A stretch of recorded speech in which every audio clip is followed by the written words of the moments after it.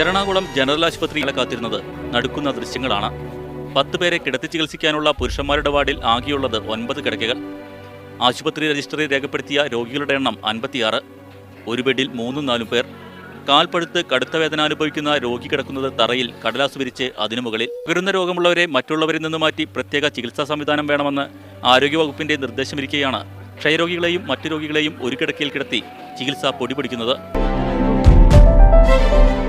സംസ്ഥാനത്തെ ഏറ്റവും മികച്ച ജനറൽ ആശുപത്രി എന്ന ഖ്യാതിയിലേക്ക് എറണാകുളം ജനറൽ ആശുപത്രി. സംസ്ഥാനത്ത് ആദ്യമായി വൃക്ക മാറ്റിവെക്കൽ ശസ്ത്രക്രിയ നടക്കുന്ന ജനറൽ ആശുപത്രി. കോടികളുടെ മുടക്കിലെ ക്യാൻസർ സെന്റർ. സംസ്ഥാനത്തെ ജനറൽ ആശുപത്രികളിലെ ഏറ്റവും വലിയ ഡയാലിസിസ് യൂണിറ്റ്. കുട്ടികൾക്കായി പാർക്ക്. കോടികളുടെ മുടക്കിൽ ബേൺസ് ICU. മറ്റ് ICUകളുടെ എണ്ണം വർദ്ധിപ്പിക്കൽ. ഇങ്ങനെ നേട്ടങ്ങൾ ഓരോന്നായി കൈവരിച്ച് കേരളത്തിലെ ഏറ്റവും മികച്ച ജനറൽ ആശുപത്രികളുടെ പട്ടികയിൽ മുൻപന്തിയിലാണിപ്പോൾ എറണാകുളം ജനറൽ ആശുപത്രി. എണ്ണം പറഞ്ഞ പദ്ധതികൾ കോടികളുടെ മുടക്കിൽ ഇനിയും വരാനിരിക്കുന്നുമുണ്ട്. ആധുനിക സൗകര്യങ്ങളെല്ലാം സ്വകാര്യ മൾട്ടി സ്പെഷ്യാലിറ്റി ആശുപത്രികളോട് കിടപിടിക്കും. രോഗികളുടെ വരവ് ഒരു വർഷം മുൻപ് ദിനംപ്രതി ശരാശരി 3000 പേർ എത്തിയിരുന്നത് 4500-ലേറെയായി ഉയർന്നു.